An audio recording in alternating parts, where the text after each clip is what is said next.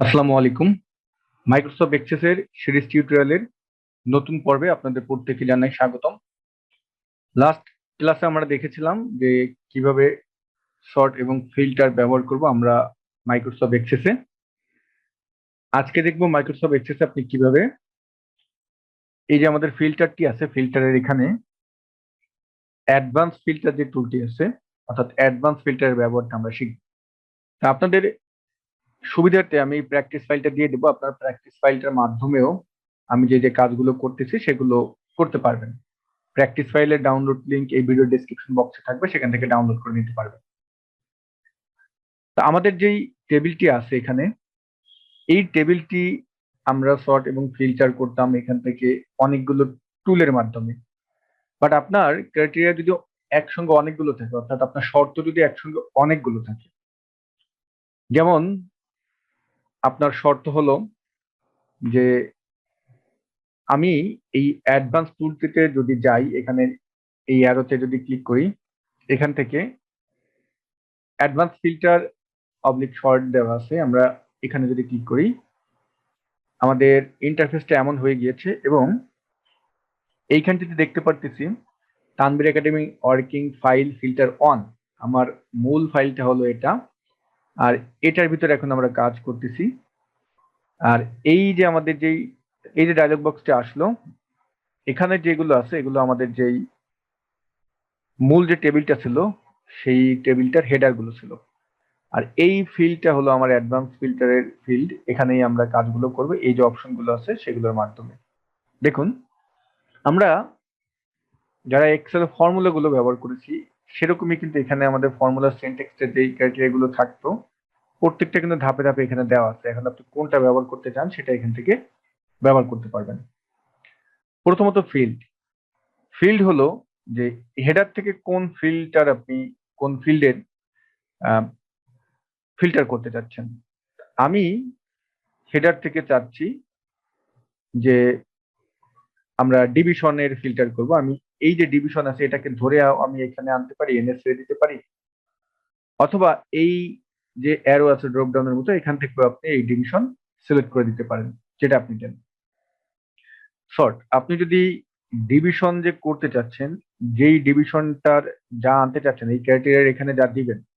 আমরা ডিভিশনের ভিতরে কোন কোন ডিভিশন আপনি দেখতে চাচ্ছেন, আমি এই ক্রাইটেরিয়ার এখানে যদি দেখতে চাই যে বরিশাল, তাহলে আমরা ডাবল কোটেশন বরিশাল আমরা লিখলাম।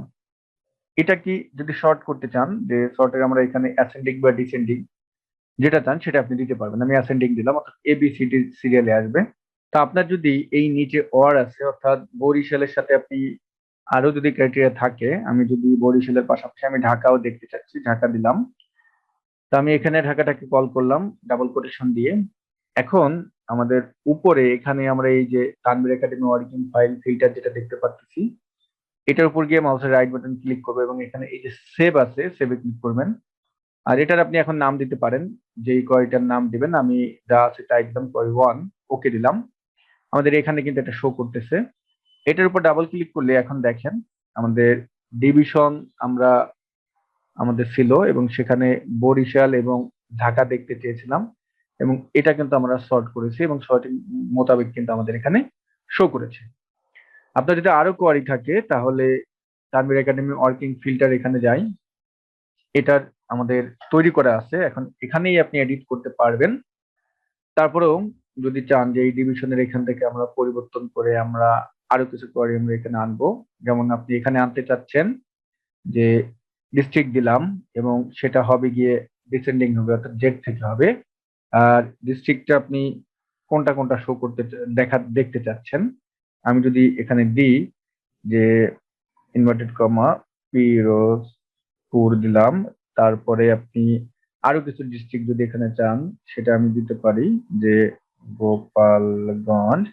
এভাবে দিয়ে আমি ইনভার্টেড কমা দিয়ে আমি ক্লোজ করলাম, দিয়ে এখন আবার এটার উপর রাইট বাটন ক্লিক করে সেভে যান, কোয়ারি 2 আসছে, ওকে দিলাম। আমাদের এখানে কিন্তু এটার উপর ডাবল ক্লিক করলে এখানে ডিস্ট্রিক্ট মোতাবেক কিন্তু আমাদের এখানে সুন্দর করে চলে আসলো।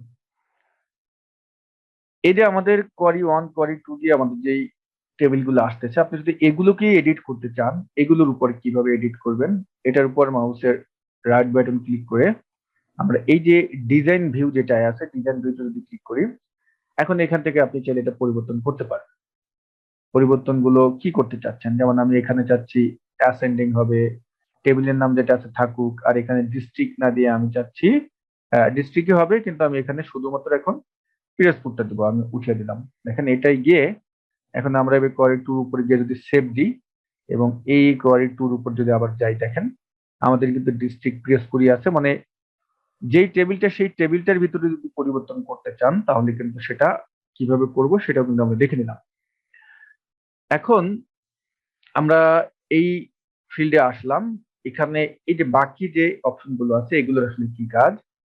আপনার ফিল্ড যদি একটার সাথে আরেকটা ফিল্ড যদি কল করতে চান, যেমন এখানে ডিস্ট্রিক্ট কল করলেন, আমি ডিস্ট্রিক্টের পাশাপাশি আমি যেটা কল করব এখন, যে নাম দিব, নাম দিলাম নেম, এবং নেমটা আমার, আমি এটাকেও ধরেন অ্যাসেন্ডিং দিব, এবং নেম কার কার নাম আপনি এখানে চাচ্ছেন, আমি যদি দিই যে তানভীর রহমান দিলাম, আর এই যে মেন রহমান দিলাম, আরো কিছু যদি নাম চান আপনি এখানে যদি দিই আমি যে তানিশা রহমান দিলাম, এটা দিলাম, দিয়ে এখন আমরা এই টেবিলের উপরে গিয়ে রাইট বাটন ক্লিক করে সেভ দিলাম, কোয়ারি 3 থাকলে ওকে দিলাম।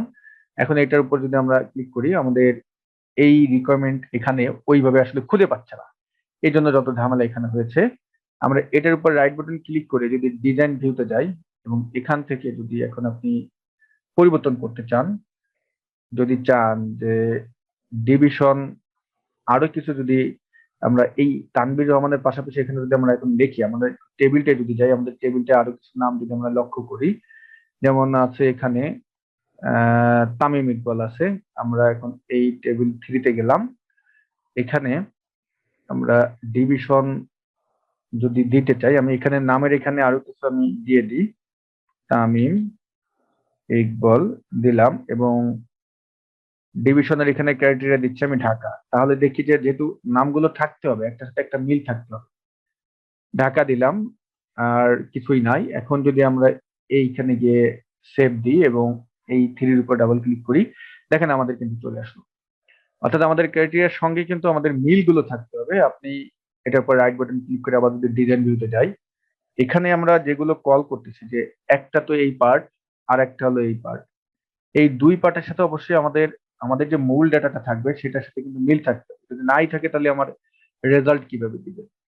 তো মূলত অ্যাডভান্স ফিল্টারের কাজটি হলো যে আপনি এই ফিল্ডের মাধ্যমে, এখানে বসেই অ্যাডভান্স ফিল্টারের মাধ্যমে ক্রাইটেরিয়া গুলো সেট করতে পারবেন সুন্দরভাবে। আর ফিল্টারের মাধ্যমে হলো কি আলাদা আলাদা গিয়ে গিয়ে গিয়ে করতে হয়, অনেকগুলো টুল থাকে, কিন্তু এখানে আমরা একটার ভিতরেই সব কাজ করতে পারতেছি। এখন এই ক্ষেত্রে অনেকটা আমরা সমস্যা ফেস করবো, যেমন এখন যদি আপনি কোয়ারি 3 যদি ডিলিট করতে চান, আমি এখানে গিয়ে সেভে নিয়ে আসলাম, সেভে গিয়ে আমি এটার উপর ডাবল ক্লিক করলাম। কোয়ারি 3 যদি ডিলিট করতে চান তাহলে আমরা এটার উপর রাইট বাটন ক্লিক করে এখানে কিন্তু, যদি আমরা এখান থেকে ডিলিট দিই আমার কিন্তু ডিলিট নেবে না, সেক্ষেত্রে অবশ্যই কোয়ারি 3 এই যে ফিল্ড যেটা আমার ওপেন আছে এটাকে ক্লোজ করতে হবে। ক্লোজ করার পরে এখন আমি কোয়ারি 3 যদি এখানে গিয়ে যদি এখন ডিলিট দিই তাহলে কিন্তু ডিলিট করতে পারবো। পাশাপাশি আপনি যদি কোয়ারি 3 এখন কোয়ারি 2 যদি নাম পরিবর্তন করতে চান, এটার উপর রাইট বাটন ক্লিক করে রিনেম দিলে কিন্তু নেবে না। রুলস কিন্তু একই, আপনি এই কোয়ারি 2 এই ফিল্ডটা আগে ক্লোজ করেন, তারপর এটার উপরে গিয়ে যদি এখন রিনেম দেন এবং রিনেমে যদি আমি দিই যে তানভীর একাডেমি 01 দিলাম, এখন যদি আমি দিই দেখেন এখন কিন্তু আমার নামটা দিয়েছে। তো এভাবে আমরা অ্যাডভান্স ফিল্টারের ব্যবহারটা করতে পারি। অ্যাডভান্স ফিল্টার এক্সেস এর খুব দারুণ একটি টুল, এটার ব্যবহারটা খুব আমার কাছে ভালো লাগে, আশা করি আপনাদের কাছেও ভালো লাগবে। তো আজকের পর্বটি এখানেই শেষ করতেছি, খুব শীঘ্রই আমরা নেক্সট পর্বটি আমাদের ইউটিউব চ্যানেলে আপলোড দেব। যারা আগের এক্সেস এর ভিডিওগুলো দেখেননি, আমি প্লে লিস্টের সম্পূর্ণ লিঙ্কটা এই ভিডিও ডেসক্রিপশন বক্সে দিয়ে দেবো, আপনারা দেখে নেবেন। ভিডিও এখানে শেষ করছি, সবাই ভালো থাকবেন, আল্লাহ হাফেজ।